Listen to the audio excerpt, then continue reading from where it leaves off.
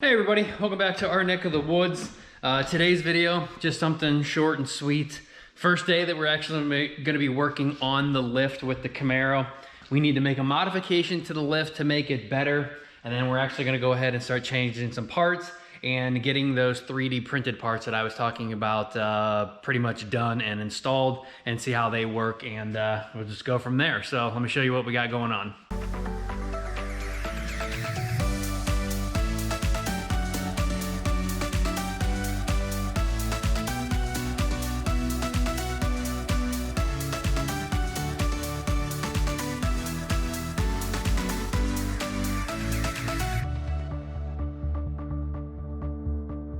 All right, so first things first, the way the lift right now is adjusted, when we're lifting up level. Unfortunately, when we're down on our lock blocks, the front is so loose because they're not tightened up all the way. I'm afraid that these could pop off of the rollers down under there.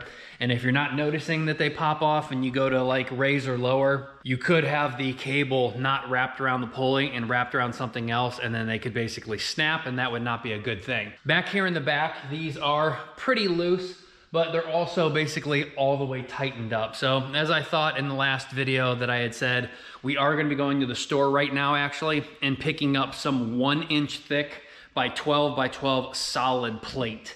It's hot rolled and it's mild steel. He said that was the cheapest they had. They're about $50 or more a piece, so a lot more than I wanted to spend. But I think the steel prices that my mom actually works for have just absolutely skyrocketed. I think it's either because of the embargoes or whatever they're doing with China and stuff, that the prices nowadays are just absolutely horrendous, which is why a lot of these lifts, even manufactured in China, they're so expensive, because not only are you paying for more expensive steel from China, but you're also having to pay crazy amounts to import them because of basically the restrictions that we've put on China. So whether you're buying American made or Chinese, you're either paying more expensive for the steel or you're paying more expensive to have it shipped in.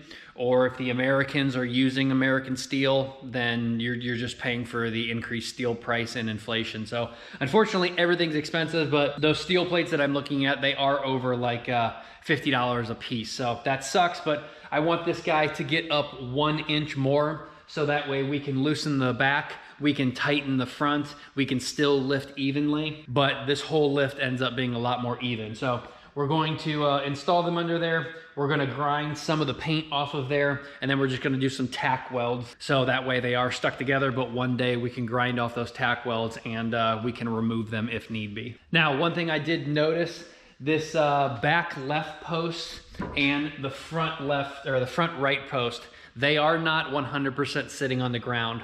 I think the steel plate is actually bent.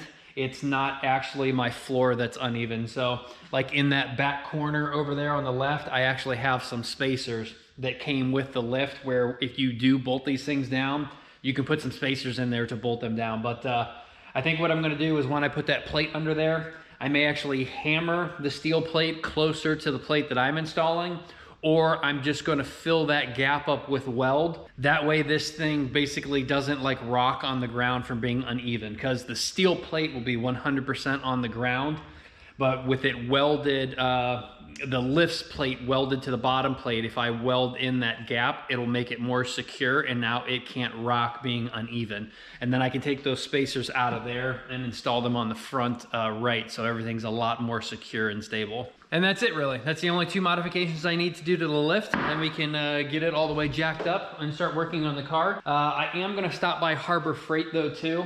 There is two things that I wanna pick up. First thing I wanna pick up is one of those oil catches that raise all the way up. So that way when you're doing an oil lift up here on the car, obviously it's not pouring all the way down onto the ground. It's an adjustable height thing. It'll go down into like a 5-gallon drum, and then I can dump the waste over into a bucket and then take it to get recycled. And I also want to pick up like basically a transmission mount or like an exhaust mount hanger thing. It's just like a tripod that sticks up that you can adjust it up, and it ends up holding up like an exhaust pipe if you're like welding. It's just an extra set of hands, and I think those are very, very needed. Not to mention it's a little scary working under a lift, even though if everything is 100% secure. If I get two of those tripod things and just, if I'm not using them, I could like stick them under the front and the back bar here. And if I was working on it and the lift were ever to fail, it's 2 more points of contact that it would fall onto those tripods and give me like 1 second to run out and get underneath of it before the whole thing comes crashing down. So it's kind of like working on a car with a jack or jack stands, and you take your wheel off and you slide your wheel under the car just for that extra safety. If it falls off of a jack stand, that wheel and tire basically catch the car without basically crushing your skull. So it's kind of like a super extra tall jack stand that I just would like to place in random spots just in case, because I am a little scared to be working under this thing for the first time. So I'm gonna go get all that stuff. I'll meet you guys back here. We'll jack the car up all the way, and we'll get to work. So hang tight and I'll be right back. Oh, and you know what? I've got some time to burn before my plate is ready to be picked up.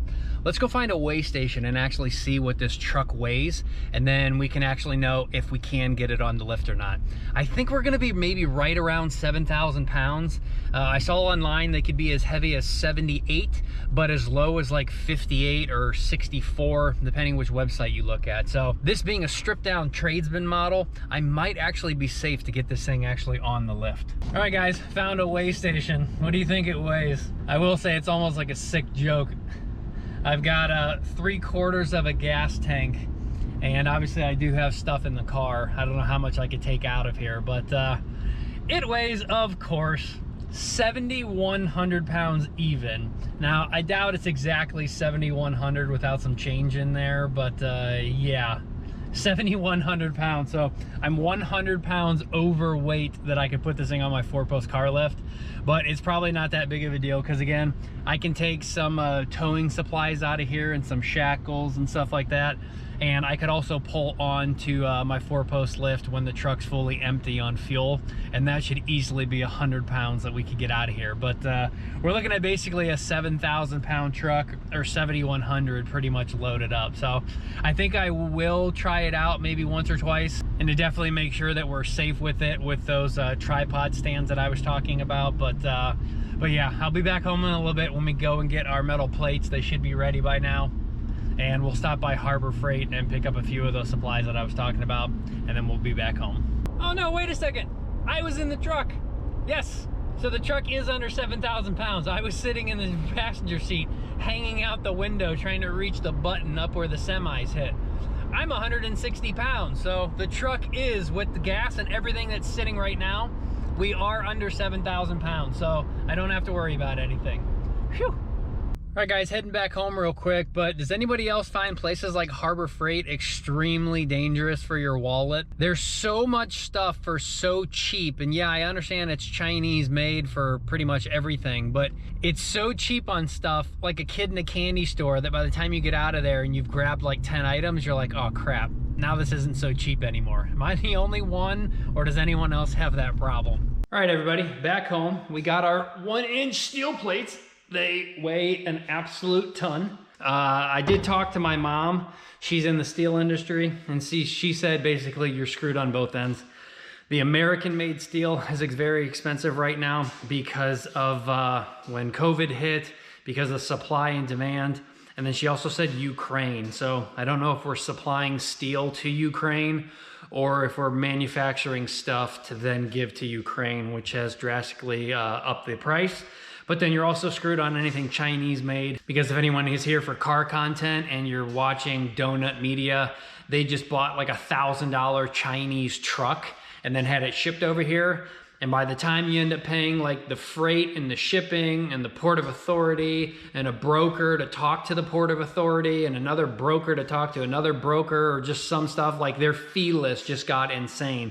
I think that $1,000 truck ended up being like $4,000 or $5,000 for them. It was ridiculous. So it doesn't matter where you buy steel from. I guess nowadays the price is just astronomical no matter what. Now I am going to clean these things up and take them outside and at least spray paint the bottom and the sides. And then when I flip it over, the spray painted side will kind of be protected on the concrete, and then we'll grind down the edges. And again, we're just adding these for safety.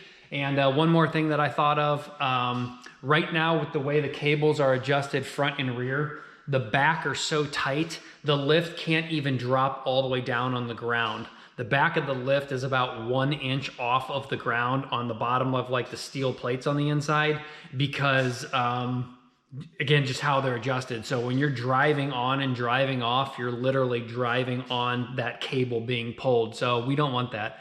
We want that lift to actually be on the ground. So these are pretty much needed no matter what. Now, I did get this jack that I still have to set up, but I did only get one of them because they only had one.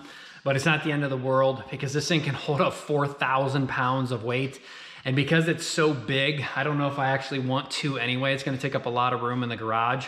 But even if I just put this under the crossbar in the front or the crossbar in the rear, if the lift were to ever fail, at least if the front gets held up, the back can't actually fall to the ground. It'll actually get like pinched and stuff inside of the frames of the lift. So it still would end up saving my life again, because this thing can hold up 4,000 pounds. And again, we can have it there for holding exhaust pipe if we have to move something around. So no matter what, it's needed. But I also encourage anyone with even a 2-post lift, please purchase one of these. I've seen too many times online where someone's like dropping the engine out of a truck or taking the cab off or the bed or something.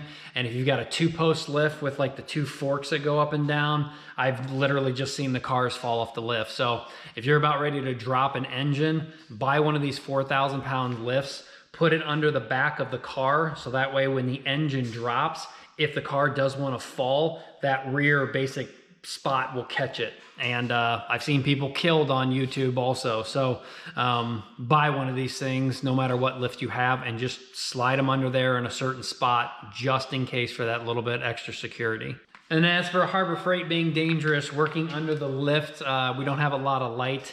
So we got one of these magnetic guys that can just stick to the side and it can twist and move and everything, so I can see what the heck I'm doing. And then I even got one of the bigger ones with magnets on it also. So that way, if you're in the engine bay or again under the car, I think we can just have a ton of light being thrown out that we can just see what we're doing. Hopefully they do end up lasting a while. All right, I'm gonna paint these plates, get the oil catcher thing set up, get the stand set up, and hopefully by the time these are all set up, these will be dry, and then we'll be ready to jack the back of it up, get the car off, and then we can spot weld or tack weld these plates on, and we'll just be that much better off. Holy crap, that's a hell of a magnet. All right, 2-ton or 4,000 pound jack is done. Like I said, I didn't think it was gonna take up this much room, but the assembly's pretty simple. There's just bolts everywhere. And then this guy in here, the center shaft, is adjustable, that you can keep pulling it up to make it higher, or you got about 1 foot of adjustments to where this thing screws open. But again, we're just gonna try and put this like underneath of the front bar, just for a little bit added security. And again, when we're doing any exhaust work. And this sucker is heavy. It's a good 50 pounds or more, so it's kind of cumbersome.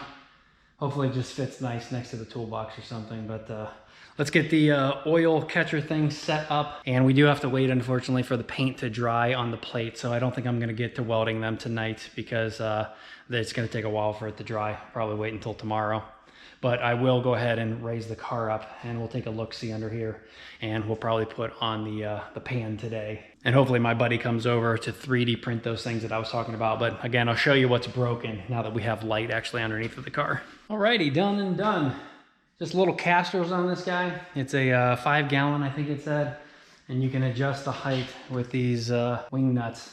But yeah, you just have to pick it up, unfortunately, and dump it out each oil change into one of my 5 gallons. And then again, we can take it and get it taken care of. But that'll work nice. That again, we'll do oil changes on the ground. But let's go ahead and get this guy up in the air. Let's go ahead and get our jack under here for safety. And let's see if we can get this tray changed out. Now, before I go any higher, I am noticing that these poles do move a little bit. You don't have to bolt them down per instructions, but I think it is kind of shimming and moving a little bit. The guy said the guys who set up the lift when he was at his house, he said that he could put like a strap or something like bolted to here or like to here. And then you could run something from here over to there, or maybe bolt this side to that side. I have seen some lifts that are really super long. They do have one side that the front is bolted to the back so that it can't like shimmy or shake, but it does move ever so slightly. So something again we can think about in the future to bolt together. But I think it'll be a little bit more stable once we get those back plates on, and that back side basically, you know, can't like rock back or anything. And it's a good thing we got a tall garage.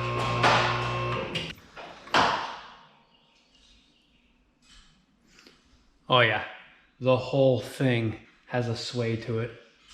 Let me see if I can get it on camera, how much it sways when we're up that high.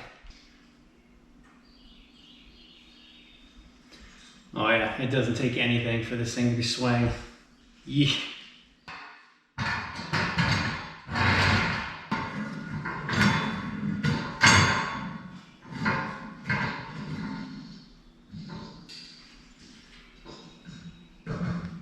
Yeah, I don't know how I feel about that swaying. I don't know if putting a bar from this side to this side is gonna help, or from front to back, but we may have to turn the radiant heat on later, or crap, we're gonna have to wait all the way till next winter for it to get really cold in here, or turn the radiant up super hot and they actually look at the floor here. We may actually want to bolt maybe the front down or the back down and make sure we're not going to hit any radiant tubes through here. And we don't need to do, you know, all 4 on every one. We don't need 16 bolts to go through the entire thing, but that may make me feel a little bit better to actually get this guy bolted down in 1 or 2 spots. Oh, I just noticed the front. Again, this guy up here, it is a little bit off the ground. So when you are shaking this thing, and you can hear this thing moving, it is because this plate right here needs like a washer or something on this side so that it can't tilt that way. But yeah, we should be able to get this all done once we shim this up and get the back plates actually on. Alrighty, so going under the car for the first time. We got our spotlights ready to go. So this is basically what I was talking about. Somehow this entire windage tray here got broken, and this little guy right here, or both of these guys actually, both of these scoops here basically have been ground off and broken. This guy right here is broken, and that's what this scoop should look like. So this one actually is still kind of maintaining, but it has been broken and it has been ground off right here. So this is just a pain in the butt to move the windage tray every single time when you're done with a track day, to be able to bolt all this off. And I think these pieces back here replace a factory piece that goes from here all the way up to the front. That $160 kit I was talking about, you get this plus all the hardware plus this little back piece here, and this is just too much to replacing every track day. So because I don't drive it on the street too much, I'm just going ahead and replacing these with some 3D printed models, and that way it's just super easy and cheaper than buying the entire kit. And if anyone else is breaking these or grinding them down, etc., let me know. And after we 3D print them, hopefully we'll have an abundance. And then I'm also noticing we're losing some of our front air dam or wind deflectors. This guy here, it looks like it's getting pretty beat up. Looks like we're missing a piece entirely from here to here. So whatever these plastic pieces are. And looks like that side's all been ground down too. So that sucks. Car's not even technically really lowered like aftermarket, and all this stuff is just getting beat up so much. But is what it is, I guess, on a performance car. So let's go ahead and at least replace the windage tray, and then we'll unbolt these and put, actually we can't put our new ones on because we got to wait for my buddy to come over and get the 3D, or to get them to 3D print them. But yeah, let's at least get this guy off.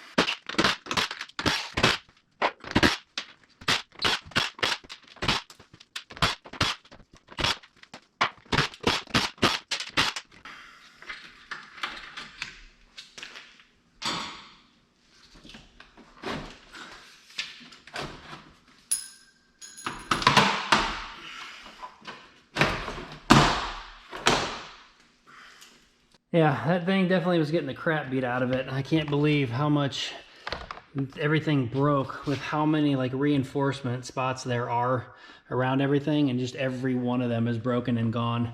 I'm wondering if this thing got broken actually backing out of something, because if you look, that's how that windage tray looks. It hangs down so airflow can come out the back. I'm wondering if on my trailer or something, this caught and actually like snapped the whole thing down. But this is pretty cool. This, I believe, is the transmission cooler. So that's the whole point of this windage tray. Tranny fluid runs through here, goes through the bumper, and actually has to divert and go down and then out, instead of like most coolers that sit like this and get the wind to go through this way. This one actually sits completely the opposite. But there's no damage down here. All the fins still look perfect, so it's not like the tray got so beat up and something went up in and hurt the cooler here. But yeah, that's actually a good thing, although it looks like we do have one little nick on the cooler. Ooh, and that looks close. Look how tight that one spot is from being damaged. Like this one right here got a little bent in, but that guy right there, if that nick went any further, it would actually be into the transmission cooler line or into the runner, like where the fluid goes through. And that would absolutely suck. I guarantee that thing is not cheap to replace. But let's get the new windage tray on. Let's take off our broken ones, and then we're just waiting on our buddy to 3D print them, and then we'll put them back on. And then I don't know if in this video or another video, something that we still have to work on, I still have to fix this exhaust clamp right here. It leaks. This was the one from the aftermarket company. They did not bevel out the exhaust pipe so it could fit over top of the factory pipe where you cut it here. So I just had to kind of like butt them up to each other and just give them a little bit of a weld, but I could not weld all the way on top. So we have a leak out of the top, but I put the clamp on here so the exhaust fumes weren't like shooting straight up. They hit the clamp and have to get like diverted off to the side. But it looks like the heat shield and our wiring and everything else up in here is not burned through. So I welded it enough, I just didn't weld it good enough. So we're gonna have to probably cut this pipe off one day, like cut it off here. We may even cut it off up here because these secondary cats aren't needed. It's the primary cat that does all of the work of the car. But we may actually take these off and actually put some like test pipes or something on for racetrack only, of course. But this would alleviate some of the problems. Instead of using the slip fit connectors, we could take these off and cut them, and we could put on some like 2 or 3 bolt flanges, or put on some V-band flanges and have this like cleaned up just a little bit more.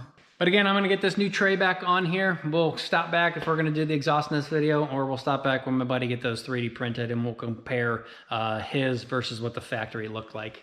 So hang tight and I'll be back probably in a few days. Oh, and FYI, no damage up in here anywhere, because Chevy says to take these scoops off for daily driving, but I don't see any major rock chips or anything broken to where air has been coming in or rocks have been getting kicked up with the scoops. There's no damage anywhere up in here, so leaving these things on for street driving probably is okay. Again, just not recommended by Chevy to leave them on the entire time. All right, guys, it's like 3 in the morning and I was bored. I just got done editing the video, so I'm probably gonna wrap this up here. But I came out here, the plates were dry enough. I already went ahead and did it basically. But I did have to lift the car up off of the ground, and then I had to get some like steel pipe here and set it like in between here and here. So as the lift went up, it basically got locked in the other way, so it couldn't lift up any taller, and because that like just pinched it in there right there. And then I got my jack under the center bar here and actually just lifted the whole back of the car and actually got both back posts up off of the ground. So our 1-inch plate is installed. I am just going to now get the welder and just put some tacks around all 4 sides and grind a little bit of the plate off, or paint off, and then I'll spray paint it again just so it doesn't rust. But yeah, that's it. So the back is now up 1 inch off of the ground. I'll adjust the cables accordingly, and this should just be a hell of a lot safer that the car is actually resting on the ground and not actually resting on the weight of the cable now. And we should still be able to lift level.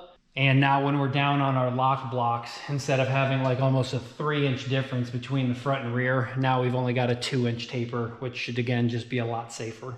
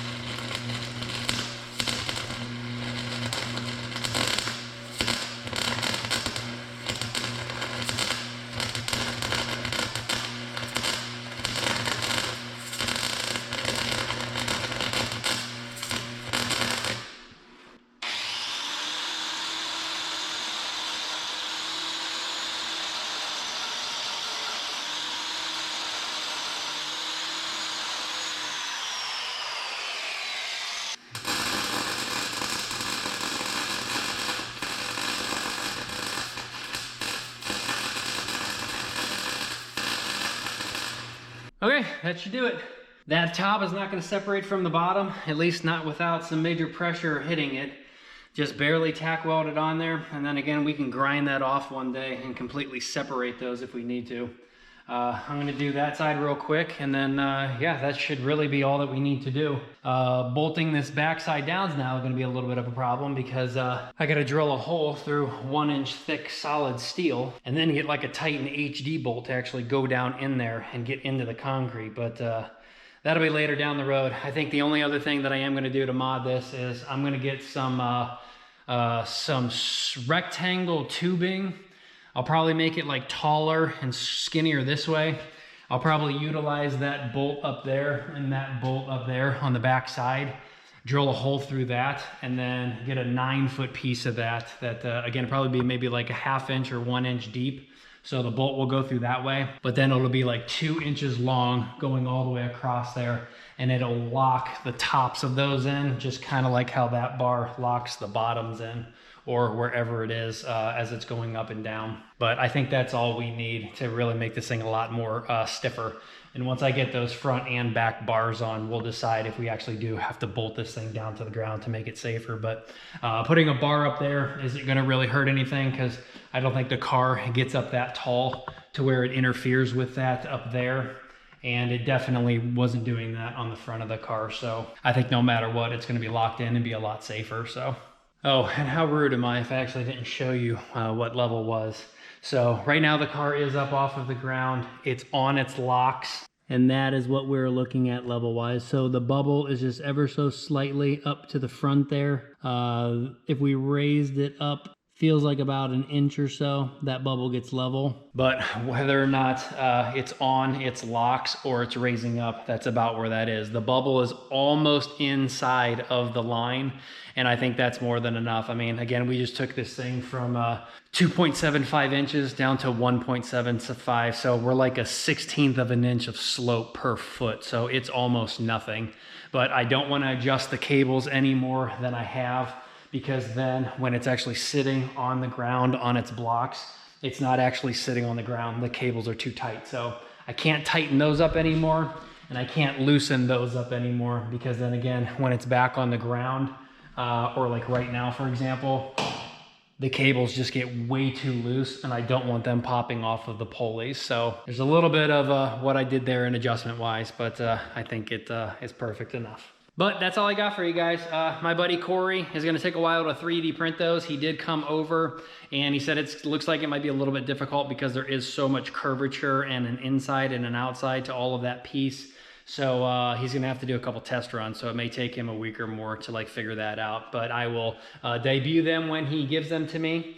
But yeah, this is coming along, modifying the lift just a little bit better for my safety and for what I think is just a little bit better. And I think it's gonna work out perfectly. So if you guys enjoyed the video, hit the thumbs up. If you guys got anything to say, as always, message us or comment down below. And I'll get some pictures up on this sooner than when the video posts. So hit us up on Instagram at NeckofTheWoods 2020. And you guys can see some kind of back behind the scenes pictures and some more up-to-date stuff that we got going on. So until then, I will see you guys next time. And as always, take care.